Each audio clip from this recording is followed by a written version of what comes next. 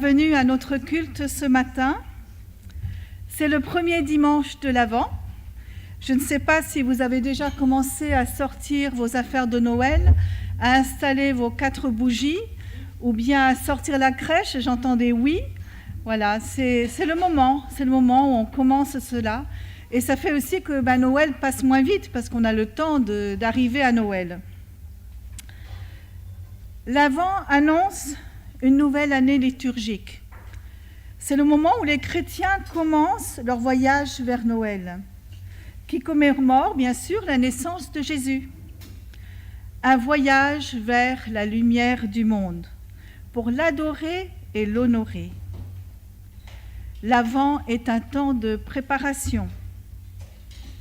D'ailleurs, la couleur, j'ai découvert cela, je n'avais pas réalisé, la couleur liturgique pour l'Avent est le violet, comme au temps du carême, parce que c'est un temps de pénitence. Oui, alors il y a Ariel qui est en train de me dire que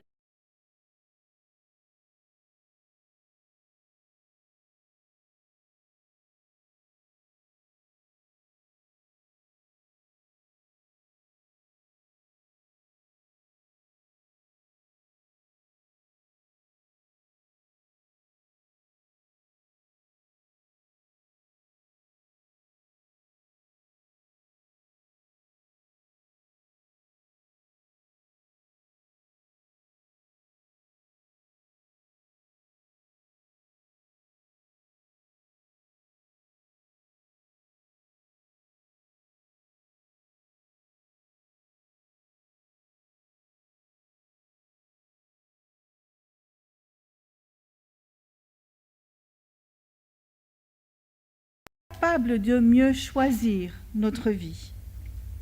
Alors je vous invite à rester attentifs pendant ces semaines qui viennent, à rester disponibles aussi et à l'écoute de ce que Dieu veut nous dire. Ce matin, nous sommes peu nombreux pour l'instant. Il y a eu un mariage hier, il y a eu une consécration, donc je pense que les gens ne sont pas encore prêts ce matin. Mais ce n'est pas grave, ils sont peut-être aussi à l'écran, à l'antenne. Mais en tout cas, ce matin, nous avons la participation de la Ligue de l'Amitié. Vous savez, nous nous rencontrons toutes les semaines. Et ce matin, les personnes, les membres de la Ligue de l'Amitié vont participer à ce culte. Alors, je vous invite à d'abord chanter un cantique de l'Avent, le numéro 305. Pour ceux qui ont le cantique unisson, le numéro 305, je vous invite à vous lever. Et les paroles sont derrière moi. C'est bon, on va chanter. Alors, je vous invite à chanter bien fort, parce que on n'est pas très nombreux.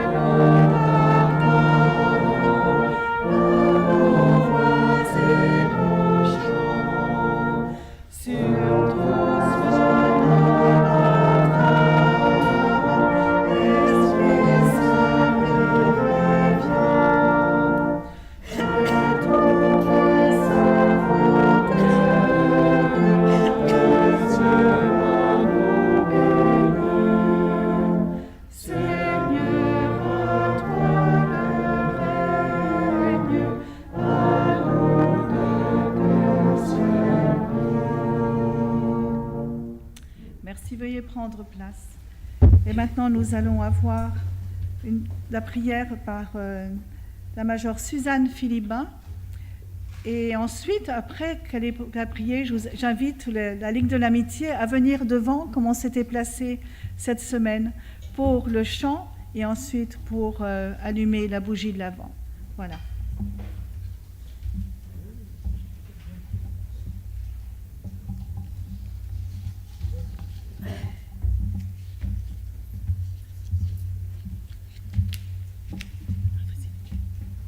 Prions. Seigneur notre Dieu, toi le roi de l'univers, le Dieu trois fois saint, nous t'apportons notre adoration, nos louanges, reconnaissant ta grandeur, ta majesté, ta seigneurie, ta sainteté aussi. Merci parce que ce matin encore tu nous accueilles ici, c'est toi qui ouvres tes bras, qui nous reçois avec ta grande miséricorde. Seigneur, nous voudrions que ce temps, cette journée tellement spéciale du premier dimanche de l'Avent, soit pour chacun de nous, avec l'aide de ton esprit, un moment où nous allons cheminer jusqu'à Bethléem, la maison du pain, et que nous puissions découvrir tout à nouveau et peut-être un peu plus qu'avant, avec beaucoup d'émerveillement aussi, ce grand mystère de l'incarnation. Permets, Seigneur, que ce temps d'attente, que ce temps de préparation de 4 semaines soit pour chacun de nous une attente active faite de pauvreté, faite d'humilité et de joie. Amen. Alors je vous invite à venir maintenant. À dire vrai, j'ai oublié quelque chose. Venez. On le fera après. Alors nous allons nous placer.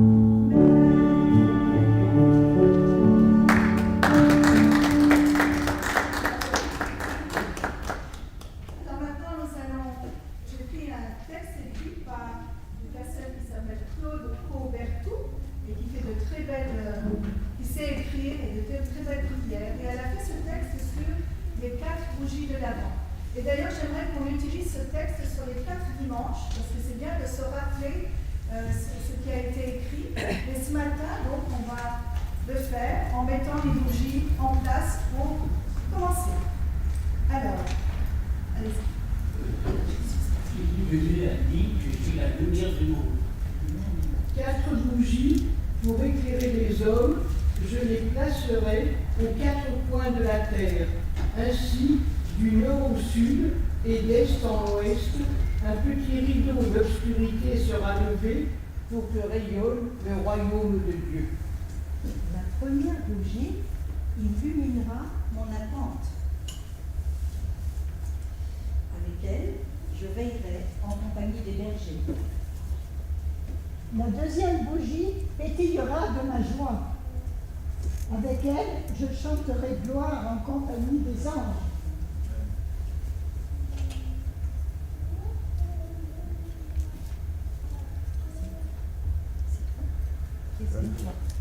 Troisième bougie. La quatrième. Troisième. Ah non, pas pour moi. Donne la troisième bougie, c'est bon. Allons-y. Vous pouvez rester là pour le dire et ensuite vous apporter. C'est La bien. troisième bougie sera la lumière de l'étoile. Avec elle, je marcherai vers les crèches en compagnon de mes frères. Voilà, c'est bien. Voilà. Après, c'est Gaston Aquiline. Voilà. Maintenant, c'est bien. À moi? Ouais, bon. La quatrième. La quatrième bougie brillera au creux de mes mains. Avec elle, j'apporterai mon don en compagnie des mages. Très bien. Alors maintenant, Je prends mes lunettes. on apporte.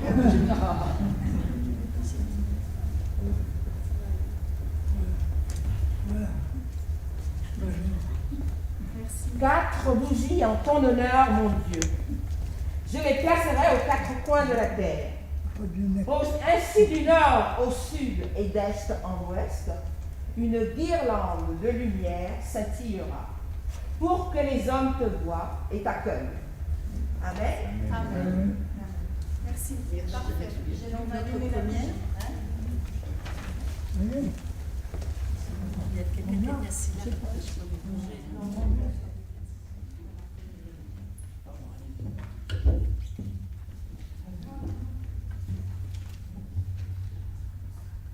Alors, on a eu le Notre Père, on a eu les bougies, et j'aimerais qu'on chante, on a oublié de le chanter tout à l'heure, le refrain « Vers toi, Seigneur, j'élève ma voix ». C'est le Magnify 24, oui.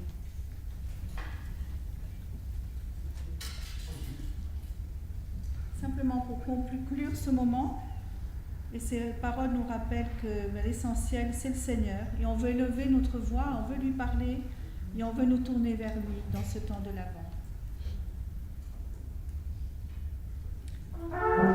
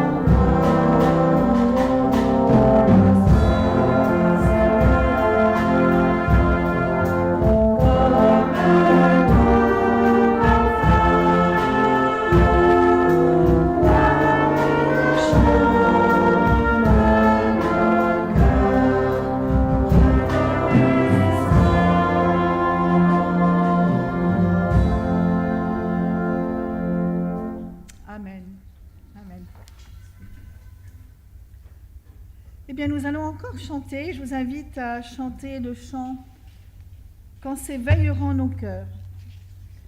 Et je vais vous dire la suite. « Quand s'éveilleront nos cœurs à la voix du Dieu vivant, nous retrouverons la source du bonheur. Quand s'élèveront nos mains pour chanter le Dieu vivant, nous retrouverons l'espoir des lendemains. » Je suis comme Gaston, je n'ai pas mes lunettes, j'ai oublié. Allons-y.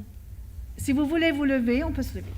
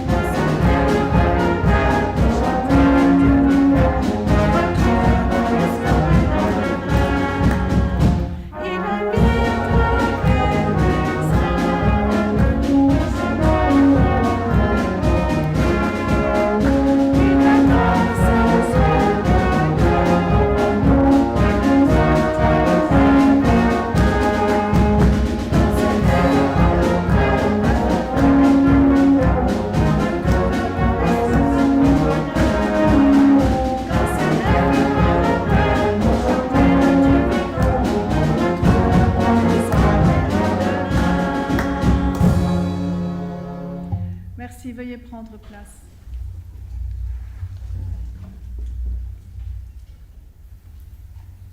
Alors, je cherche. Non, pas mis encore. Alors, j'ai mis cette affiche à 2 endroits dans la salle, une là sur le mur et une à l'entrée. Vivons l'aventure d'un Noël riche de sens. Je crois qu'on l'a, on peut le mettre à l'écran? Oui, ça va venir. Offrons 24 gestes de fraternité. Alors, cette idée, bien sûr, fait partie de ce que nous faisons en ce moment, ce projet de poste, ce côté, qu'est-ce qu'on fait ensemble en tant que communauté. Et Stéphanie et Christina avaient proposé, je crois, cela, ou en tout cas avaient prévu de le prévoir quand on a eu le confinement. Alors, on est en train de relancer l'idée et vous recevrez par mail les renseignements, mais je vais vous lire ce que Christina nous a laissé pour aujourd'hui et ensuite vous regarderez dans vos courriels si vous avez un message qui vient et qui vous parle de cela. L'Avent est un temps d'espérance où nous espérons la présence de Dieu dans notre monde, un monde que nous espérons plus chaleureux, plus juste, plus humain, mais ne faisons pas de ce temps une attente passive. Ce ne sont pas le confinement, les mesures barrières, le climat socio-économique morose actuel qui doivent nous empêcher de porter,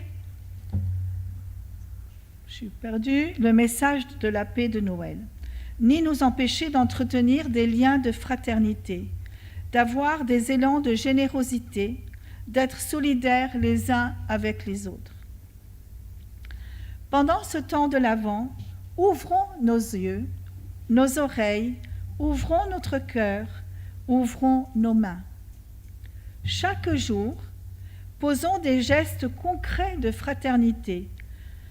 Saisissons les occasions qui se présentent à nous de donner un peu de joie et de chaleur. Décrochons notre téléphone et appelons une personne à qui nous pensons.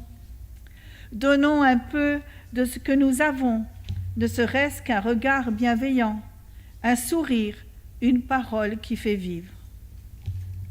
Alors nous vous proposons de vivre un Avent qui a du sens. 24 gestes ou plus de fraternité à offrir. Si vous souhaitez partager vos expériences de fraternité, écrivez-nous sur le courriel, le mail du poste. Alors, d'ici le 1er décembre, vous recevrez un calendrier de l'Avent par mail pour vous accompagner pendant cette aventure.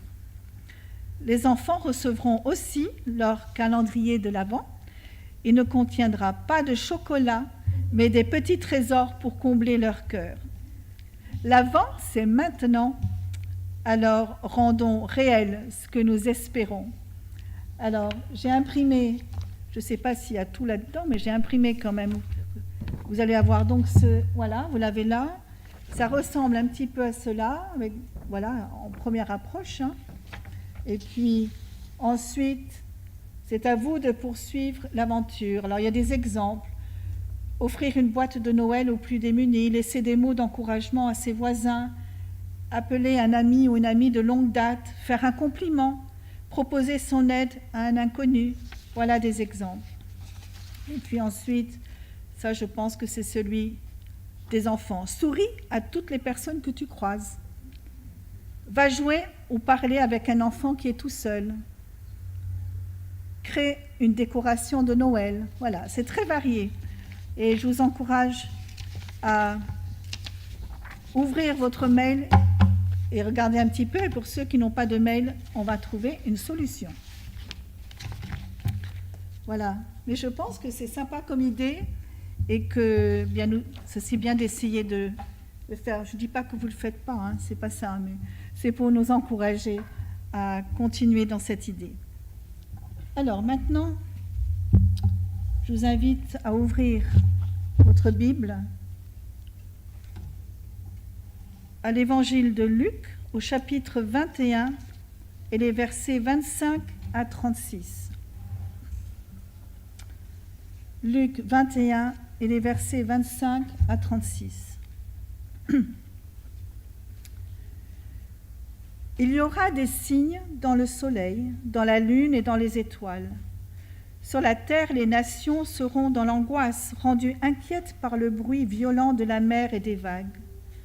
Des hommes mourront de frayeur en pensant à ce qui devra survenir sur toute la terre, car les puissances des cieux seront ébranlées. Alors on verra le Fils de l'homme arriver sur un nuage avec beaucoup de puissance et de gloire. Quand ces événements commenceront à se produire, redressez-vous et relevez la tête, car votre délivrance se rapproche. Puis Jésus leur dit cette parabole. Regardez le figuier et tous les autres arbres. Quand vous voyez leurs feuilles commencer à pousser, vous savez que la bonne saison est proche. De même, quand vous verrez ces événements arriver, sachez que le royaume de Dieu est proche. Je vous le déclare, c'est la vérité. Les gens d'aujourd'hui n'auront pas tous disparu avant que tout cela arrive. Le ciel et la terre disparaîtront, tandis que mes paroles ne disparaîtront jamais. Prenez garde, ne laissez pas votre esprit s'alourdir dans les fêtes et l'ivrognerie, ainsi que dans les soucis de cette vie. Sinon le jour du jugement vous surprendra tout à coup, comme un piège, car il s'abattra sur tous les habitants de la terre entière. Ne vous endormez pas, priez en tout temps. Ainsi vous aurez la force de surmonter tout ce qui doit arriver, et vous pourrez vous représenter debout devant le Fils de Dieu.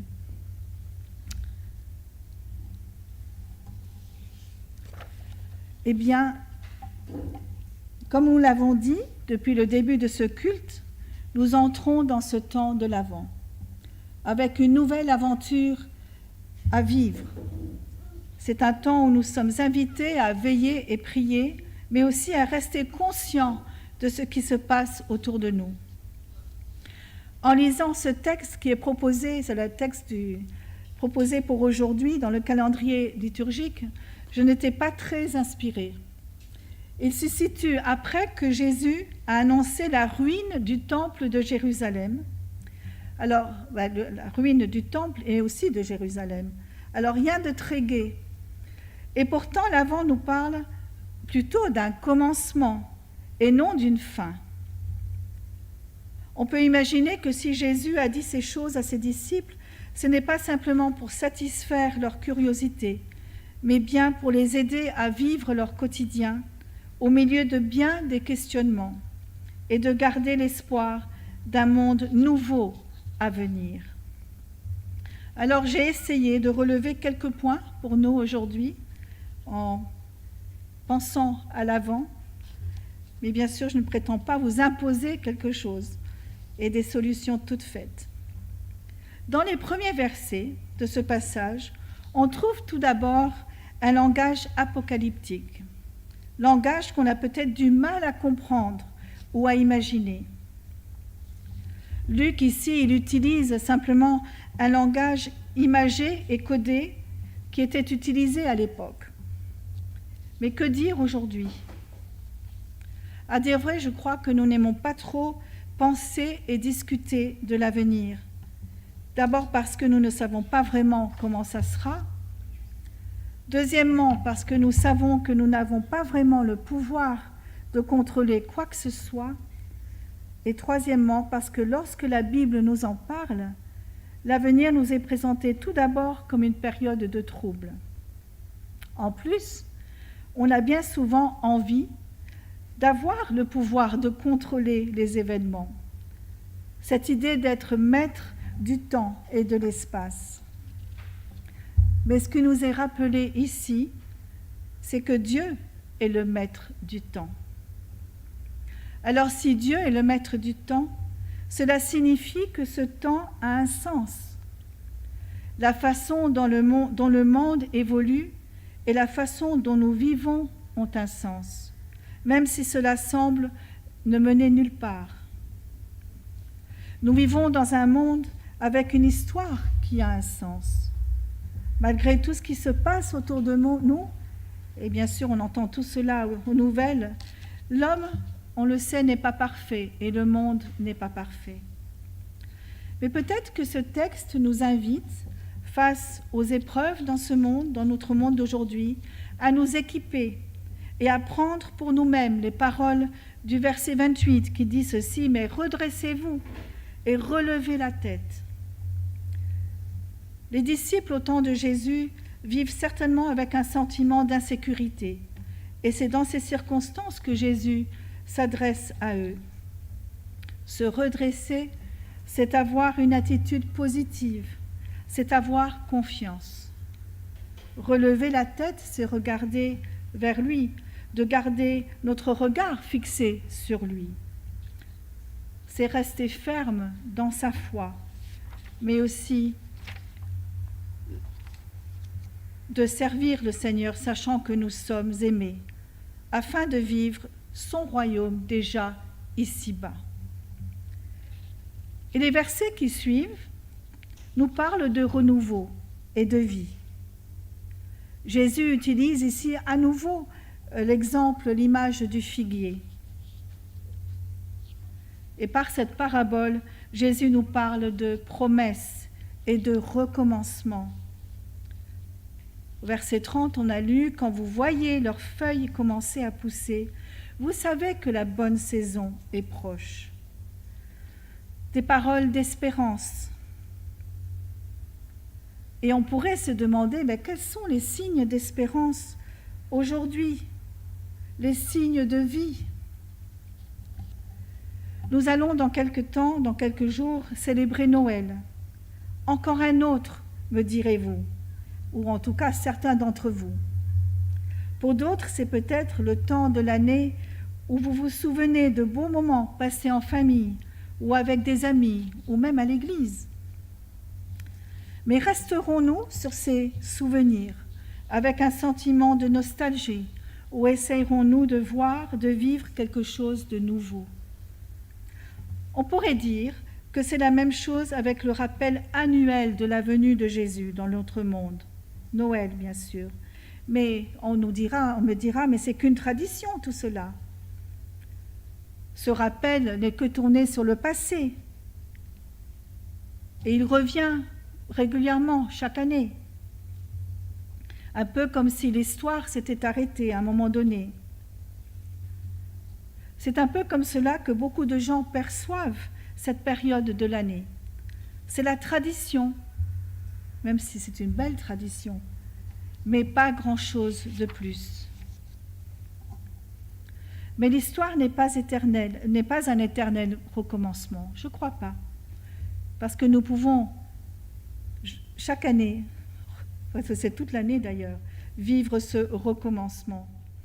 Alors comment vivre cette période de l'Avent avec un nouveau regard? Alors Jésus utilise cette illustration du figuier. Il nous parle du printemps avec le figuier, car cet arbre est l'un des arbres de Galilée qui perd toutes ses feuilles en hiver. D'ailleurs, la venue du royaume sera comme la venue du printemps. C'est ce qu'il exprime. Nous comprenons de tout cela que l'attente ne signifie pas attendre dans un fauteuil et espérer. Cela implique tout notre être. Et en effet, de nos actes dépend la venue du royaume de Dieu. Il y a une tradition en Angleterre pour le dimanche avant le début de l'Avent, de la période de l'Avent, qui se nomme Stir Up Sunday. Et l'hymne du jour à l'église, l'hymne du jour, utilise ces mots aussi. C'est aussi le jour où on prépare le pudding de Noël. Vous savez, il faut stir, il faut mélanger, j'ai envie de dire secouer, mais il faut mélanger le pudding de Noël. Et l'idée d'ailleurs, c'est que chaque membre de la famille prend son tour à mélanger le pudding de Noël. Donc cette idée de stir up, c'est d'être, je trouve plus le mot, je l'ai là, d'être remué, d'être mélangé par le Seigneur. D'ailleurs, nous l'avons fait pendant un culte une fois en Angleterre. Peut-être que nos vies, nos églises ont besoin d'être remuées, d'être un peu secouées. Nous sommes appelés, bien sûr, à adapter nos vies à la manière de Jésus. Et voilà, c'est une pensée. Est-ce qu'on a besoin d'être remué? Redressez-vous et relevez la tête, on l'a lu. Restez attachés aux paroles et aux promesses de Dieu, dit le verset 23. Le chrétien est habité par une assurance plus grande que les réalités de ce monde. Et c'est important que nous le sachions et que nous le retenions. Dans ce temps de l'attente de la venue de Jésus, ne nous enfermons pas sur nous-mêmes, mais laissons le Christ nous bousculer, nous remuer et nous sortir de nos habitudes, nos traditions peut-être, et nos certitudes.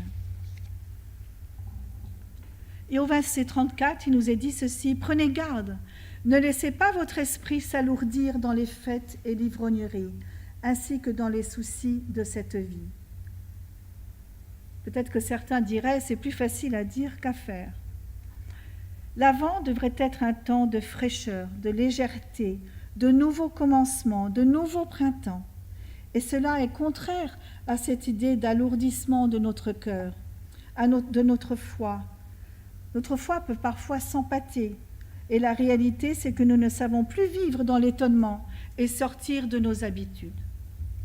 Le Christ ressuscité vient à nous à chaque instant, de chaque jour, et continue à venir. Il n'y a jamais de moment où nous pouvons être négligents et insensibles. Nous sommes invités à être prêts et vigilants à tout moment. Le monde d'aujourd'hui présente ses dangers et on les entend tout le temps. Il y a des barrières entre les races, du nord au sud, de l'est en ouest. On sait bien, entre les riches et les pauvres. On pourrait être pardonné d'avoir une vision plutôt sombre des choses. Nous ne pouvons que spéculer sur la question de savoir si le monde est plus dangereux aujourd'hui qu'autrefois. Il est certain qu'il est différent. Comment les chrétiens réagissent-ils dans un tel monde? Une réponse pourrait être de se cacher dans un coin et de se mettre à l'abri, de se couper du monde et de se concentrer sur sa propre piété et son salut personnel. Je ne dis pas qu'il ne faut pas faire ça de temps en temps. Se mettre à part, c'est important aussi. Mais ne pas se cacher, ne pas se retirer complètement, ne pas se couper du monde. Dans Luc, Jésus nous dit d'être vigilants, sur nos gardes et de prier à tout moment, afin d'être capables de faire face à tout ce qui arrive, dans un esprit de disciple. Les gens à qui Luc a écrit pensaient que la fin du monde pouvait arriver à tout moment, plutôt tôt que tard. L'expérience a montré que l'on ne peut jamais dire quand cela se produira. L'important, c'est de vivre sa foi là où nous sommes aujourd'hui et dans l'espérance d'un monde meilleur, et cela commence avec nous. C'est comme conduire une voiture. Toute notre attention est nécessaire. Il y a tant de dangers sur le chemin. Tant de facteurs peuvent aussi limiter notre attention. Alors nous sommes invités à être alertes, à être attentifs, à être prêts et à réagir de manière appropriée à tout moment et en tout lieu. Et le dernier point nous dit ceci: ne vous endormez pas, priez en tout temps, veillez. Veiller, c'est une attente constante. Et prier, eh bien, c'est ne pas s'assoupir. Garder vivant en nous cet évangile qui nous parle, toujours prêt à transformer notre regard, notre intelligence pour accueillir le Christ qui vient. Nous sommes encouragés à rester fidèles, à persévérer et être confiants. Tant de choses concourent à nous décourager, mais Jésus nous invite à regarder vers lui. C'est une grande chose d'être dans cette équipe de veilleurs, car dans cette attente se vit l'espérance, et c'est un temps aussi de dialogue. C'est un temps où l'on se fait du bien, et notre foi est affermie. La réponse à cet appel du Seigneur peut prendre beaucoup de formes et conduire sur beaucoup de chemins. À nous de rester disponibles et de les découvrir. Alors, est-ce que nous sommes prêts à vivre cela? Ce temps de l'Avent sera différent pour chacun de nous. Gardons nos regards sur Jésus, restons confiants sur sa parole et disponibles pour ce qu'il veut nous révéler. Même dans notre vie parfois bien agitée et dans ce monde parfois compliqué, Jésus vient apporter la vie. Alors, soyons confiants. Amen.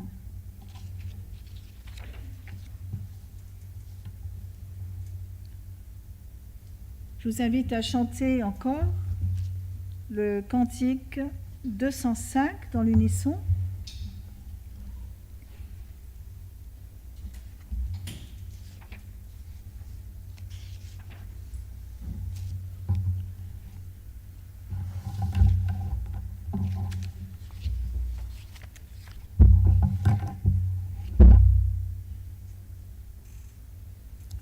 Voilà, on va le chanter. Il est là. Allons-y. Dieu vient à nous, qu'il est grand ce mystère. C'est vrai qu'il y a bien des choses qu'on ne comprend pas, qu'on ne sait pas. C'est parfois bien un mystère dans notre tête. Mais le Seigneur vient à nous et il veut faire partie de notre vie.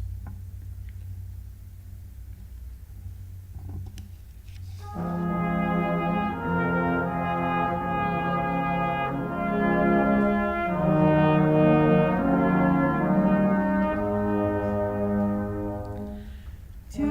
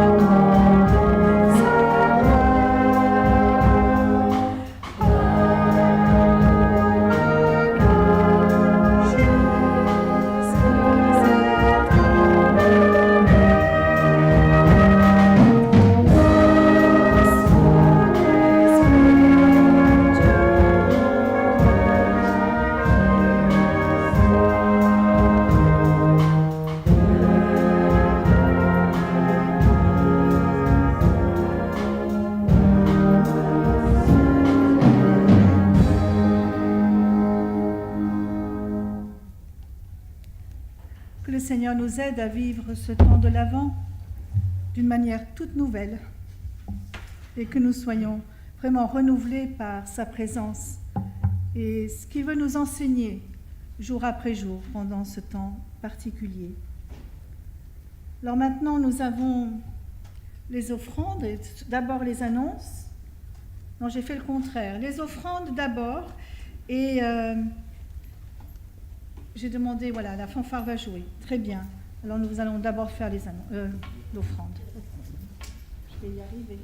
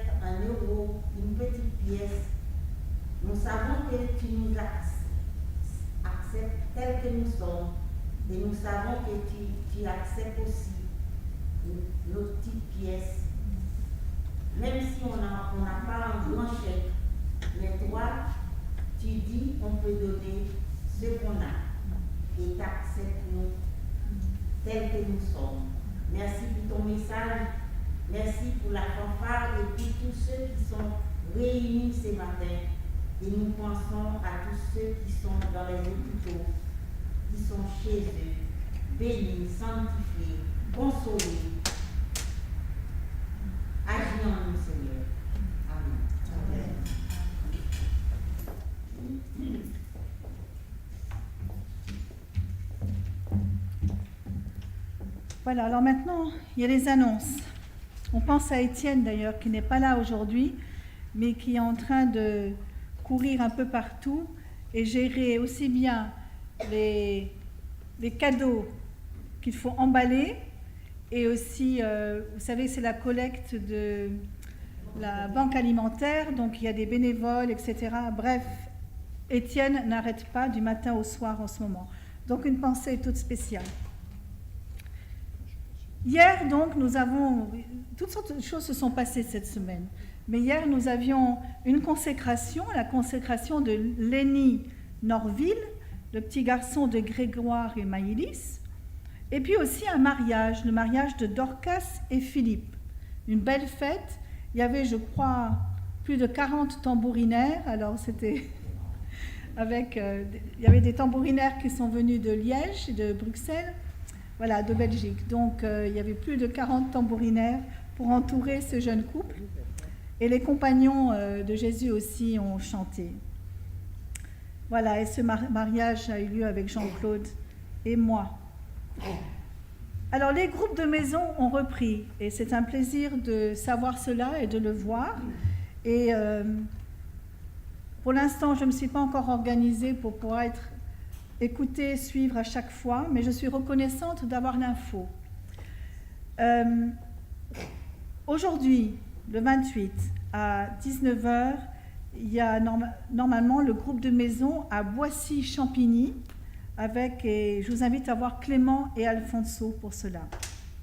Sinon, cette semaine, il y a le repas avec la Ligue de l'Amitié à 12h30 et 8 €, si vous voulez venir, c'est 8 € le repas. Mardi et jeudi, on a toujours le FLE, le français en langue étrangère, de 9h à 11h. C'est quand même l'occasion où on a des gens qui rentrent dans cette salle, et je peux vous dire que toutes les salles sont prises. Et on a le groupe de couture le jeudi à 14h. Et tout cela en plus de tout le reste qui se passe ici. Et merci à Myriam, je la vois là au fond. Et voilà, c'est aussi le moment du lancement de la campagne des marmites. Et j'ai une petite vidéo à vous montrer pour cela. Mais avant cela, on va écouter ce que Suzanne a à dire sur la carte.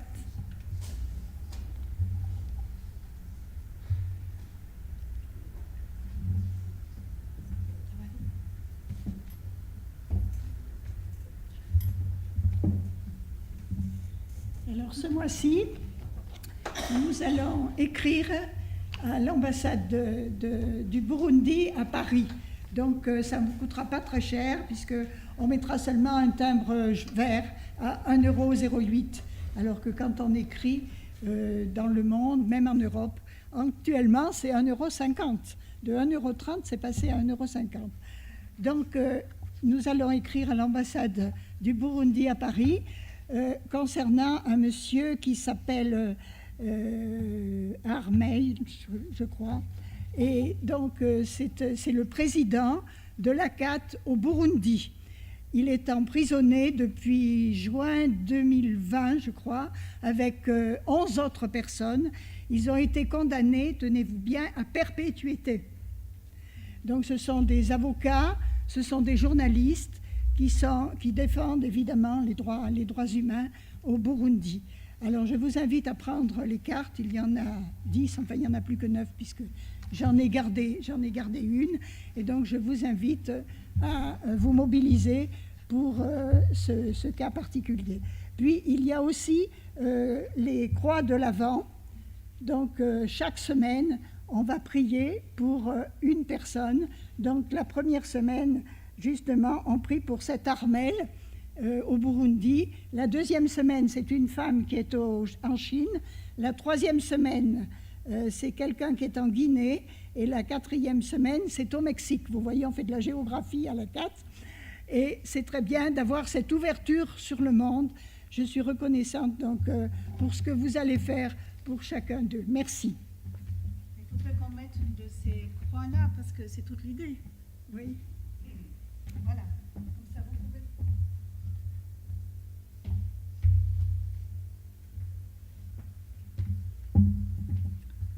Voilà, comme ça, vous pourrez venir voir. Alors, le lancement des marmites. Il y a une vidéo qui a été préparée par Cécile Clément et que nous allons regarder maintenant, parce que je pense que c'est important que nous ayons tous les renseignements. Mais samedi prochain, c'est le premier jour des marmites. Et sur la table du fond, là-bas, j'ai mis 2 plans au cas où vous voulez déjà vous inscrire manuellement. Chacun va recevoir, encore une fois, par Internet, par courriel, ces plannings, et vous pourrez directement aller dedans et vous inscrire. Mais certaines personnes n'ont pas cela. Donc, je vous invite, si vous êtes prêts à faire des marmites, à vous inscrire là-bas. L'idéal, c'est d'être 2, de ne pas être tout seul. Et on commence samedi prochain. Et les 3 prochains samedis, déjà, au moins qu'on arrive à remplir. Donc, alors, j'ai mis du stabilo rose sur les samedis. Comme ça, vous pouvez vous inscrire sur les samedis. Voilà. En tout cas, je suis disponible si vous avez des questions. Et bien sûr, on a besoin d'aide pour cela. Je crois que les musiciens seront à Terne de 14h à 19h. Voilà, donc c'est en train de s'organiser. Hein. D'accord, donc voilà, vous voyez, il y a déjà un petit groupe qui sera là. Il y a aussi les compagnons qui feront peut-être une marmite à la place d'Italie, mais ça c'est en dehors un petit peu, il faut déjà qu'on arrive à remplir ces cases-là. Voilà. Et voilà, on va regarder cette vidéo et j'espère que ça vous encouragera à vous inscrire. Ah, c'est un PowerPoint. C'est un PowerPoint, oui, c'est ça. Oui, oui. Alors, je vous invite à lire.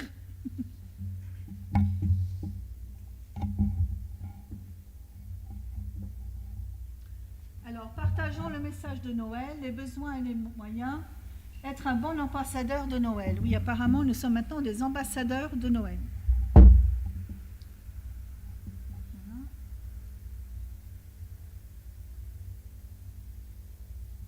Quel que soit ton âge ou tes capacités, toi aussi, tu peux participer à cette mobilisation et trouver une occasion de t'engager et partager ainsi la joie de Noël. Toi aussi, tu peux devenir un ambassadeur de Noël. Alors, les besoins et les moyens. Là, on a besoin de personnes et bien sûr, les besoins financiers. Et bien sûr, cet argent va couvrir nos projets de Noël. Alors, aussi bien les fêtes, les concerts, les repas, voilà. Alors, collecter des dons dans la rue pour financer les projets menés lors de la période de Noël. Il est possible de faire des dons en espèces, en chèques ou par carte bancaire. C'est bien de savoir tout ça. Ou on aura aussi un QR code. Vous savez maintenant, ces codes qu'on trouve un peu partout. Et on aura même, normalement, si tout fonctionne, un terminal pour carte bleue par Marmite. Donc les gens pourront, si ça fonctionne, mettre leur carte bleue sur l'appareil. Alors, il y a aussi, vous vous rappelez, l'année dernière, il y a des personnes qui ont fait des challenges. C'est par exemple, Christian pourrait en parler parce qu'il a pédalé pendant quelques jours avec David. Voilà, il y a différents projets, la marche, certains c'est les biscuits de Noël, c'est autre chose, c'est toutes sortes de choses. Voilà, si quelqu'un a envie de faire un challenge, vous pouvez et vous vous faites parrainer, c'est-à-dire que les gens vous promettent une certaine somme d'argent pour vous soutenir et cet argent va aux marmites. Voilà. Alors les dons en ligne peuvent se faire aussi.